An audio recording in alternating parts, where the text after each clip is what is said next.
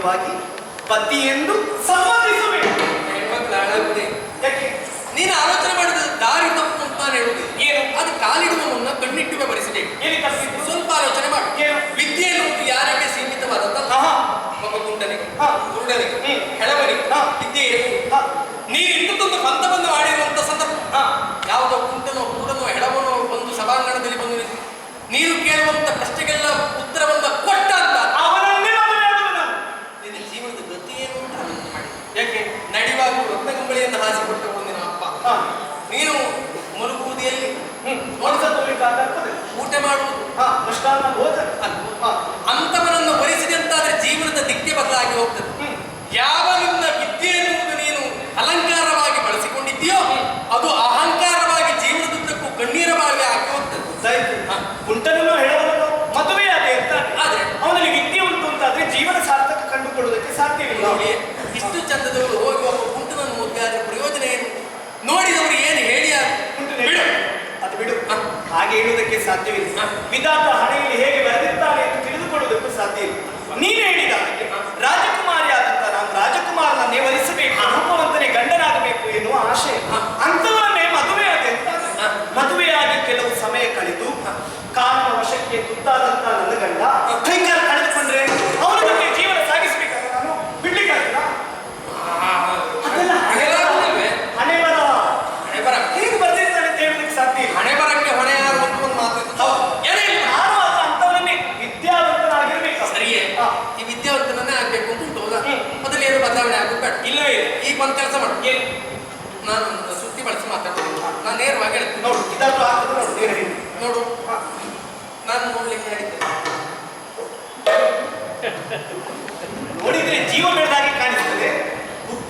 ನಿನ್ನೇನು ನಾನು ಹೇಳಿದ್ದು ಹೇಗೆ? ನಾನು ನೋಡ್ಲಿಕ್ಕೆ ಆಗಿದ್ದೇನೆ ಅಷ್ಟೇ. ಬಹಳ ಹೊರಗೆ ಮೊದಲಕ್ಕೆ ಗಂಡಿನ ಆಗಿದ್ದಿ ಮೋಡಿನ ಗಂಡು ಅಂತ ಹೇಳ್ಬೋದು. ಅಲ್ಲಿ ಹುಡುಗಿ ಏನು ಹೇಳುದು? ಏನು ಒಟ್ಟಾಗಿ ಬೆಳೆದವರಲ್ಲ ನಾವು. ನೋಡ, ರೂಪದಲ್ಲಿ ಮನ್ಮಥನ ಹಾಗೆ ಅದೇ ಭ್ರಮೆಯಲ್ಲಿ ಇದ್ದೀರಿ. ಭ್ರಮೆ ಅಲ್ಲ, ಎಲ್ಲವೂ ಹೇಳುವುದು ಹಾಗೆ ವಾಸ್ತವ ಸತ್ಯ. ಇನ್ನು ಐಶ್ವರ್ಯದಲ್ಲಿ ಕೇಳುವುದೇ ಬೇಡ. ಅಯ್ಯೋ, ನೀನು ಮಾಡೋದು ಬೇಡ. ಅಜ್ಜ ಅಪ್ಪ ಮಾಡಿದ್ದದ್ದೇ ಉಂಟು. ನಾನು ಇಷ್ಟು ಕಾಲ ಆರೋಗ್ಯ ಮಾಡಿದ್ದದೆ. ಅವ್ರು ಮಾಡಿಟ್ಟದ್ದು ಇಲ್ಲುಂಟು ಅಂತ ಹುಡ್ತಾ ಇದ್ದೇನೆ ಬಿಟ್ಟರೆ ನನಗೆ ಇವತ್ತುವರೆಗೆ ಕೈ ಕೈ ಸಿಗಲಿಲ್ಲ ಅಂತ ಬೇಸರ ಮಾಡಬೇಡ. ಎಲ್ಲುಂಟು ಅಂತ ಗೊತ್ತಾಗಲಿಲ್ಲ ಅಂತ ಹೇಳ್ತೀಯ ಅಂತ ಎಲ್ಲೆಲ್ಲ ಮಾಡಿಟ್ಟಿದ್ದಾರೆ ಯೋಚನೆ ಮಾಡು. ಅದು ಹೆಮ್ಮೆ. ಅದು ಒಂದು ಸವಾಲ. ಅವ್ರು ಏನು ಮಾಡಿಟ್ಟಿದ್ದಾರೋ ಅದ್ರ ಬಗ್ಗೆ ನಾನು ಹೆಚ್ಚು ಲಕ್ಷ್ಯ ವಹಿಸಲಿಲ್ಲ. ನನಗೊಂದು ದಾರಿ ತೋರಿಸಿಕೊಟ್ಟಿದ್ದಾರೋ ಅದ್ರಲ್ಲಿ ನಾನು ಏನು ಅಂತ ಕಾಣಿಸಿಕೊಡ್ತೀನಿ. ಜೀವನದಲ್ಲಿ ಇನ್ನೊಬ್ಬರ ಬಂಡವಾಳದಲ್ಲಿ ನಾವು ವ್ಯಾಪಾರ ಮಾಡಬಾರ್ದು. ಅದು ಹೆಚ್ಚು ಕಾಲ ಉಳಿಯುವುದಿಲ್ಲ. ನಮ್ಮಲ್ಲಿ ಸ್ವಂತಿಕೆ ಉಂಟಾ? ಈ ಸ್ಥಳದಲ್ಲಿ ಶಾಶ್ವತವಾದ ಬೆಲೆ ಪ್ರತಿಯೊಬ್ಬರಿಗೂ ಇರ್ತದೆ. ಪ್ರಾಮಾಣಿಕವಾದ ದುಡಿಮೆ ಬೇಕೆ. ಇಷ್ಟೆಲ್ಲ ಶ್ರಮ ಬೇಕಿದ್ದೇನೆ. ಹಾಗಲ್ಲ, ಈಗ ನೋಡು, ರೂಪದಲ್ಲಿ ನಾನು, ಐಶ್ವರ್ಯದಲ್ಲಿ ನಾನು, ವಿದ್ಯೆಯಲ್ಲಿ ಕೇಳುವುದೇ ಬೇಡ. ನಾನು ಹೇಳುವುದಿಲ್ಲ. ನೀನು ಕೇಳುವುದೇ ಬೇಡ. ಎಲ್ಲವನ್ನು ಕಲಿತವನ. ಈಗ ನಿನಗೆ ನನ್ನನ್ನೇ ಮದುವೆ ಆದ್ರೆ ತೊಂದರೆ ಇಲ್ಲ. ಈ ಯೋಚನೆ ನನಗೆ ಬರಲಿಲ್ಲ. ಹೌದು, ಬೇಸರವಿಲ್ಲ ನನಗೆ. ಮುಗಿದ ನಿನ್ನನ್ನೇ ಮದುವೆ. ಅಪ್ಪಯ್ಯ ಮಂತ್ರಿಗಳ ಮಗ ಬಂದಿದ್ದಾರಪ್ಪ. ಅವನನ್ನು ವರಿಸಿದಂತೆ ನಾಳೆ ನಿನ್ನ ಸಭೆ ಏರ್ಪಾಡು ಮಾಡಿ ನಾನು ಅಲ್ಲಿ ಪ್ರಶ್ನೆ ಕೇಳ್ತೇನೆ. ಕೇಳಿದ ಪ್ರಶ್ನೆಗೆ ಇವ ಪಟ ಪಟ ಪಟ ಪಟ ಮಕ್ಕಳಲ್ಲಿ ಎಲ್ಲ ಹೇಳ್ಬಿಡ್ತಾರೆ. ಈಗ ನಾನು ಒಟ್ಟಿಲ್ಲ ಅಂದ್ರೆ ಮತ್ತೆ ಪ್ರಶ್ನೋತ್ತರ ಉಂಟಾ? ಯಾರು ಅಲ್ಲ, ನೀವು ಒಪ್ಪಿಕೊಂಡ ಅಂತ ಮತ್ತೆ ಪ್ರಶ್ನೋತ್ತರ ಅಂತ ಕೇಳ್ಬೇಕು. ಅದು ನಾನು ಇಲ್ಲಿ ರೂಪವಂತ ಅಂತ ಹೇಳ್ತಲ್ಲ, ಬುದ್ಧಿವಂತ ಅಂತ ಹೇಳಿದ್ದು. ಪ್ರಶ್ನೆ ಕೇಳುವೆ. ಕೇಳುವುದೇ. ನಾನು ಕೇಳಿದ ಪ್ರಶ್ನೆಗೆ ನೀನು ಉತ್ತರಿಸ್ತೀಯೋ ನಿನ್ನನ್ನೇ ಮದುವೆ ಏನು? ಈಗ ನನಗೂ ಮನ್ಸುಂಟು ನಿನ್ನ ಮದುವೆ, ನಿನಗೂ ನನಗೂ ಮನ್ಸುಂಟು ಅಂತಾಯ್ತು. ಈಗ ಪ್ರಶ್ನೆ ಕೇಳುದೇ ಒಂದು ಕೆಲಸ ಮಾಡು. ನೀನು ನಾಳೆ ಸಭೆಯಲ್ಲಿ ಯಾವ್ಯಾವ ಪ್ರಶ್ನೆ ಕೇಳುತ್ತೇನೆ ಕ್ರಮ ಸಂಖ್ಯೆಗೆ ಅನುಗುಣವಾಗಿ ಉತ್ತರವನ್ನು ಕೆಳಗೂ ಬರಿಬೇಕು. ನೀನು ಈ ಪ್ರಶ್ನೆಗೆ ಈ ಉತ್ತರ ಅಂತ ಬರಿಬೇಕು. ಸರಿ, ಅಲ್ಲಿಯ ಕ್ರಮ ಸಂಖ್ಯೆಯಲ್ಲಿ ಈ ಪ್ರಶ್ನೆ ಕೇಳ್ತೇನೆ, ಮೊದಲನೇದಿದು ಎರಡನೇದಿದು ಅಂತ ಬರ್ಕೊಡ್ತೇನೆ. ಎಲ್ಲಿಯಾದ್ರೂ ತಪ್ಪಿ ಮೊದಲು ಕೇಳುವ ಪ್ರಶ್ನೆಯನ್ನು ನಾನು ಕೊನೆಗೆ ಕೇಳಿದ್ರೆ ನಾನು ಮೊದಲನೇ ಪ್ರಶ್ನೆಗೆ ಉತ್ತರ ಅಲ್ಲ ಅಷ್ಟೇ. ನಾವು ನೀವೇ ಪ್ರಶ್ನೆ ಇನ್ನೊಂದು ಮಾಡ್ಕೊಳ್ಬೇಕು ಬಿಟ್ಟು ನಾವು ಉತ್ತರ ಬದಲು ಮಾಡ್ಬೇಕು. ನಿನ್ನಂತ ವಿದ್ಯಾರ್ಥಿಗಳಿರುವುದರಿಂದಲೇ ನಿಷ್ಠಾವಂತ ವಿದ್ಯಾರ್ಥಿಗಳಿಗೆ ಪರೀಕ್ಷೆ ಬರೀಲಿಕ್ಕೆ ಆಗುದಿಲ್ಲ. ಪರೀಕ್ಷಾ ರಂಗಕ್ಕೆ ಹೋಗುದು ಪ್ರಶ್ನೆ ಪತ್ರೆ ಸೋರಿಕೆ ಅಂತ ಹೇಳುದು ಮನೆ ಮೊದಲೇ ಪ್ರಶ್ನೆ ಗೊತ್ತಾಗ್ತದೆ. ಸೋರಿಕೆ ಆಗುದಲ್ಲ ಯಾವಾಗ ಹೇಳು. ನಿನಗೆ ಗಣ್ಣಿ ಕಾಣೋದು ಮಾತ್ರ, ಹಿಂದಿಗಡೆಯಿಂದ ಎಷ್ಟೆಲ್ಲ ವ್ಯವಹಾರ ನಡೀತದೆ ಗೊತ್ತುಂಟ ನಿನಗೆ. ಅಭ್ಯರ್ಥಿಗಳು ಹೇಳ್ತಾರೆ ರಾಜಕೀಯ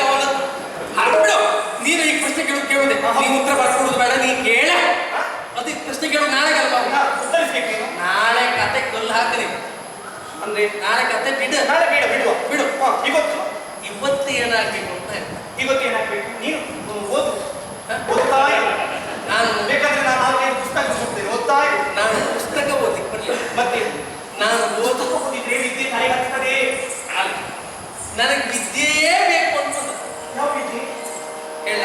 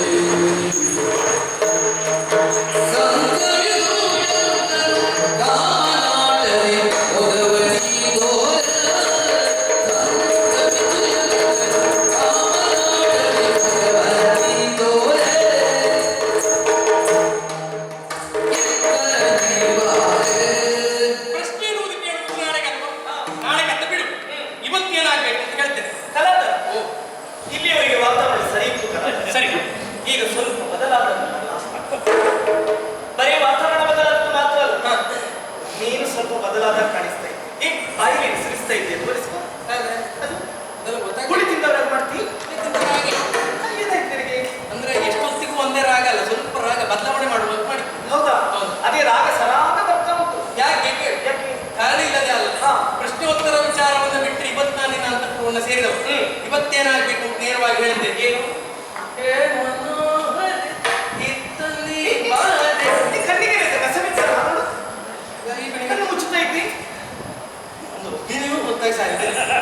ಅಲ್ಲ, ನಿನ್ನ ಅಭಿನಯ ಹಾಗುಂಟು ಅಂತ ಯೋಚನೆ ಮಾಡು. ಹಾಗು ಯಾವ ರಸ ಭಾವ ಅಂತ ಚಕ್ಕೆ ಸಂಕ್ರಾಂತಿ ಯಾವ ರಸ? ಅದು ಹಾಗಲ್ಲ. ಹೀಗೆ ಮಾಡಿದ್ರೆ ಯಾವ ಭಾವ?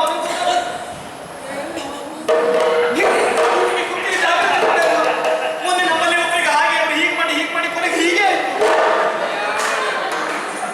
ಈ ಪ್ರಾಯದಲ್ಲಿ ನಂಗೆ ನರ ಹೇಳಿದ್ದೆ ಬಿಡ್ರಿ.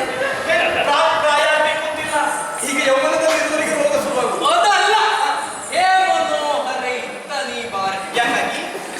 ಯಾದರೆ ನಿನ್ನ ರೂಪವನ್ನು ಕಂಡು ಮನಸೋತವನು ನೇರವಾಗಿ ಹೇಳಿದ್ದೇನೆ. ನಿನ್ನ ದೇಹ ಸುಖವನ್ನ ಬಯಸಿ ಇಲ್ಲಿವರೆಗಾಗಿ ಬಂದವ. ನಾಳೆ ಅಂತ ಹೇಳಿದ್ರೆ ನಿನ್ನ ಪತಿಯಾಗುವ ನಾನು. ಅದಕ್ಕಾಗಿ ಬಂದಿರುವಂತ ನನ್ನನ್ನ ಕಾಮನಾಟದಿಂದ ನೀನು ಮುದಗೊಳಿಸ.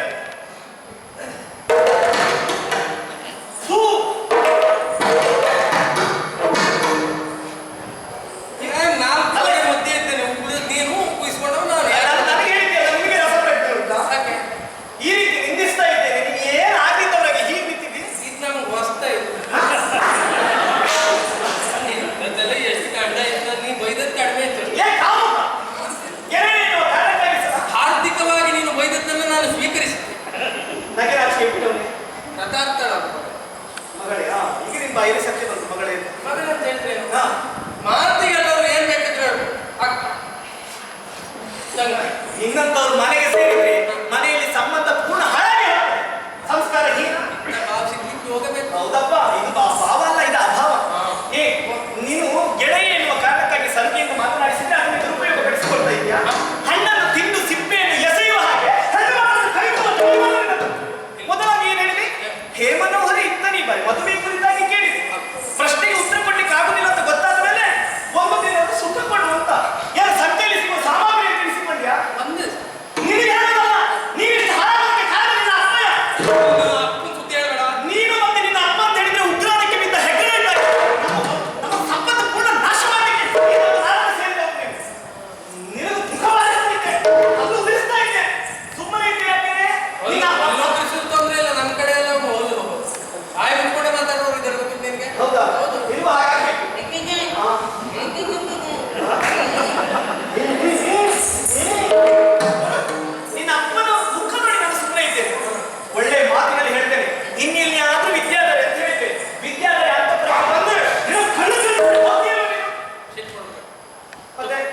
ಉಂಟಲ್ಲ. ತಪ್ಪೇ ಇದು.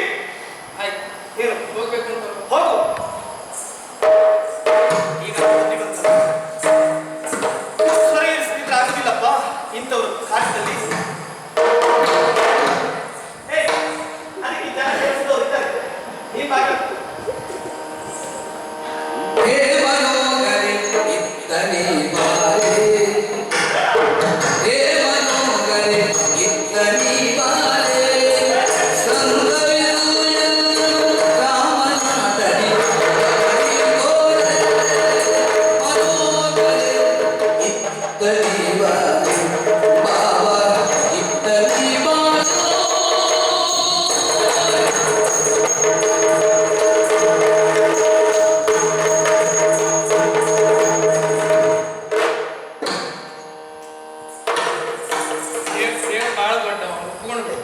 ಆಶ್ಚರ್ಯ ಆಯ್ತು ನಿನಗೆ. ಹೌದೇ? ನನಗೂ ಆಶ್ಚರ್ಯ ಆಗ್ತದೆ. ನೀನ್ ಹೀಗೆ ಬದಲಾದೆ ಅಂತ ನನಗೆ ಆಶ್ಚರ್ಯ. ಹೌದು. ನಾನು ಈಗ ಹೀಗೆ ಬದಲಾದೆ ಅಂತ ನಿನಗೆ ಆಶ್ಚರ್ಯ. ಉತ್ತರ ಬೇಕಾ? ಕಾಲ ಗೊತ್ತಾಗ್ತದೆ. ಕಾಲ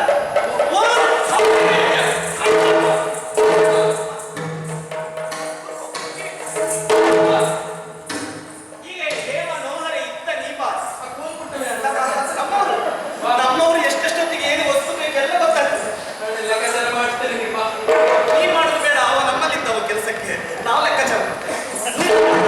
ನಿನ್ನೆ ಅಪ್ಪನ ಹತ್ರ ಹೇಳಿ ಮದುವೆ ಮಾಡಿಸ್ಲಿಕ್ಕೆ ಊರಲ್ಲಿದ್ದ ಹೆಣ್ಣುಮಕ್ಕಳು ಸಂಸ್ಕಾರಯುತವಾಗಿ ಮನೆಯಲ್ಲಿರ್ಲಿಕ್ಕಾಗ್ತದೆ.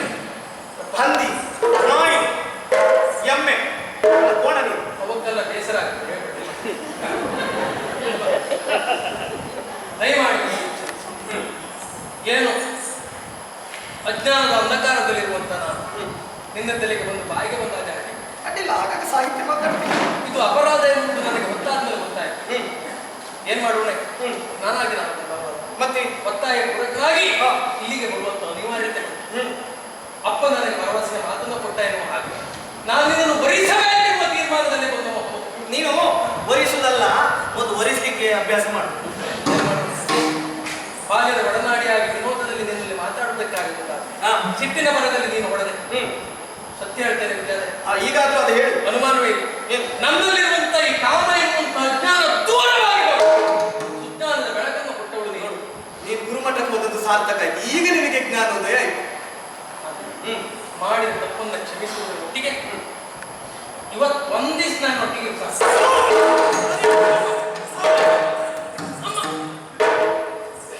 ಹೋಗಿ ಅಪ್ಪನಲ್ಲಿ ಮದುವೆ ಮಾಡಿಸ್ಲಿಕ್ಕೆ ಹೇಳು. ಇಲ್ಲ ಅಂತಂದ್ರೆ 3 ದಾರಿಯಲ್ಲಿ ಹೋಗಿ ಕೂತ್ಕೋ. ಯಾವ್ದಾದ್ರು ಹೆಣ್ಣಾದ್ರೂ ಸಿಗ್ತದೆ, ಇಲ್ಲ ಮಾರಿ ಆದ್ರೂ ಸಿಗ್ತದೆ. ಹೌದು, ನನ್ನ ಅಪ್ಪ ತಂದದ್ದು.